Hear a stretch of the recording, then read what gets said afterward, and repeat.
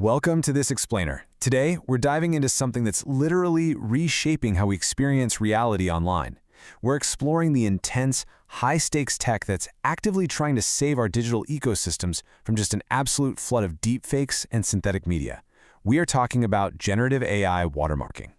And honestly, this isn't just some niche technical issue anymore. We're right in the middle of a global arms race for authenticity.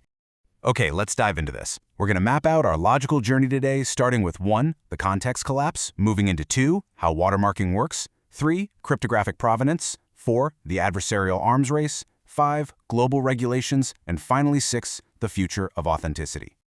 Section 1. The context collapse, the end of digital trust.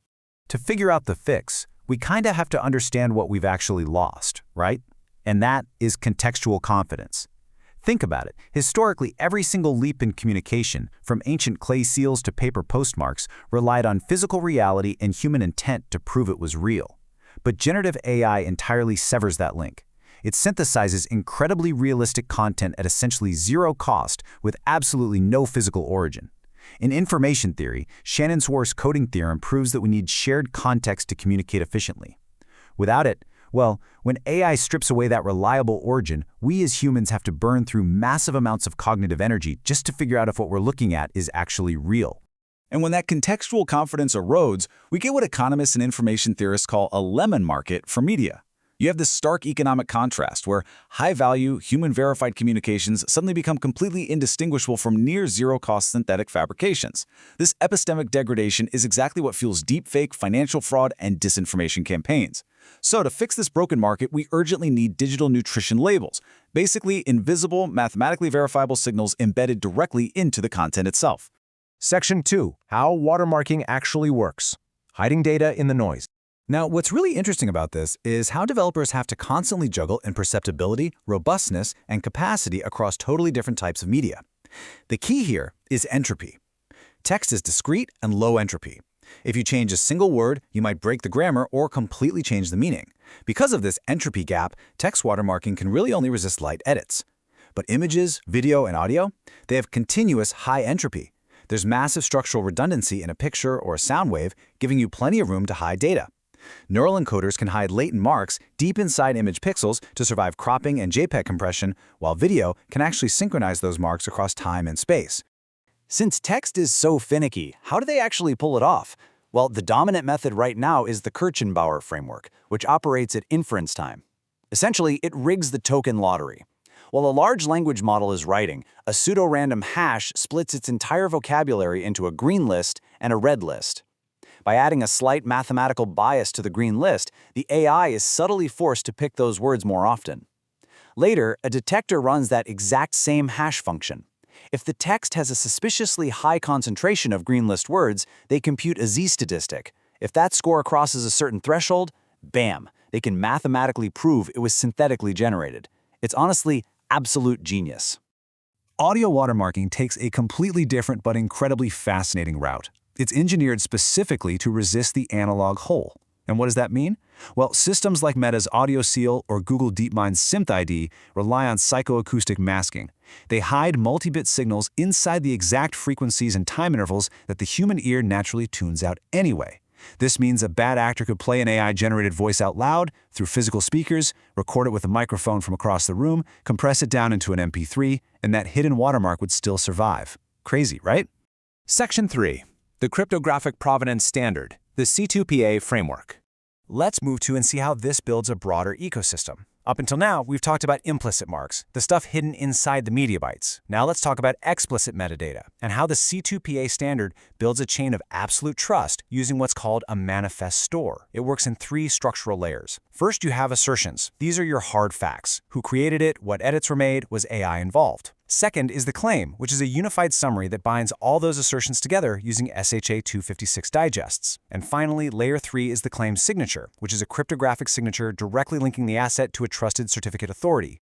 The entire security guarantee of that C2PA manifest rests on one core concept: hard binding hash verification.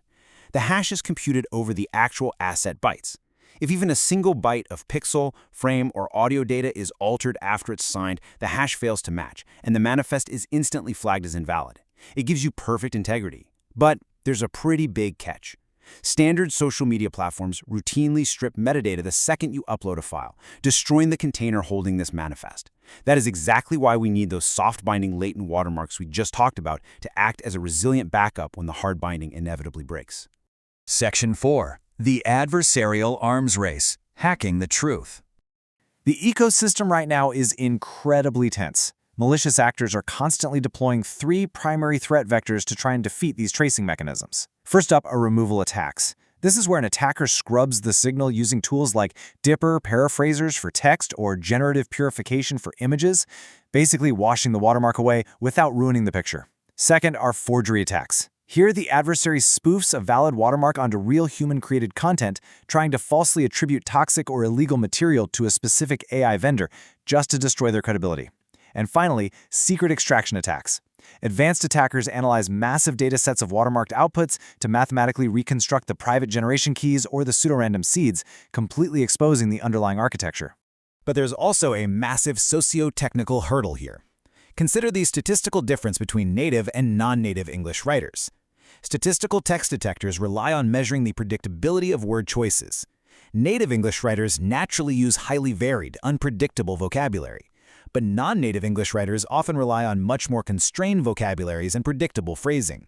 Unfortunately, these natural human constraints inadvertently mirror the exact low-entropy patterns that logit biasing AI watermarks use. The result? Academic institutions using naive AI detectors are systematically and falsely penalizing non-native students. It's a huge algorithmic bias that we absolutely have to correct. Section 5. Global Rules and Regulations. The law steps in. Driven by the massive risks of copyright erosion and election interference, the global regulatory response has been swift, though pretty fragmented.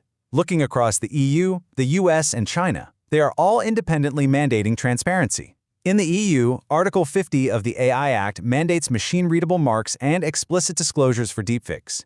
In the US, the proposed Copied Act pushes for standardized NIST frameworks and explicitly bans the stripping of watermarks. Meanwhile, China's CAC provisions are incredibly strict, requiring a dual approach of both explicit visible labels and implicit hidden watermarks, along with mandatory algorithmic filings.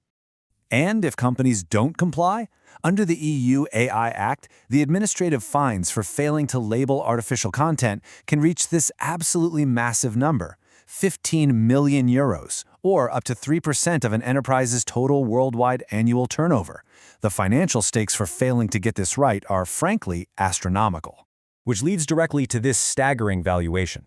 By 2025, the global content detection market is projected to hit $20.15 billion. This rapid expansion is entirely driven by enterprise trust infrastructure needs. Tech giants like Google with their SynthID platform and Meta with AudioSeal and Stable Signature are operationalizing these layers across billions of pieces of content, building an entirely new industry focused solely on digital provenance. But despite all that money and all those mandates, we have to ask the critical question, can watermarking actually survive the arms race? Right now, there's tremendous operational friction. Injecting watermark calculations during content generation drains GPU power and spikes latency. On top of that, current detection architectures are locked in proprietary silos. A Google SynthID detector cannot verify an OpenAI output. The whole system is just way too fragmented. Section 6. The future of authenticity. Layered defenses. So the crucial point is this: a single, isolated watermark is fundamentally insufficient. The strategic synthesis required to actually protect our media relies on layered defenses. Future systems are going to deploy multimodal synchronization, literally cross-correlating the math of an audio track directly with the video stream, so if someone tampers with the audio to make a deepfake, the mismatch is instantly flagged. We'll rely on layered C2PA cryptographic manifests acting as the front door, with latent neural watermarks serving as the indelible backup. We also have to evolve towards zero-shot detection models, moving past rigid seed keys to interfaces that provide granular details of human versus machine editing, finally abandoning those overly simplistic, binary AI-generated labels. As we wrap up this explainer, I want to leave you with something to really chew on. As these generative models keep advancing, bridging those entropy gaps and perfecting latent space injections. When highly fluent AI becomes fundamentally indistinguishable from human reality, who ultimately owns the context of our digital lives? Is it the platforms, the regulators, or us as individuals? The arms race for digital authenticity is really just getting started, and understanding the mechanics we cover today is your first step in navigating whatever comes next.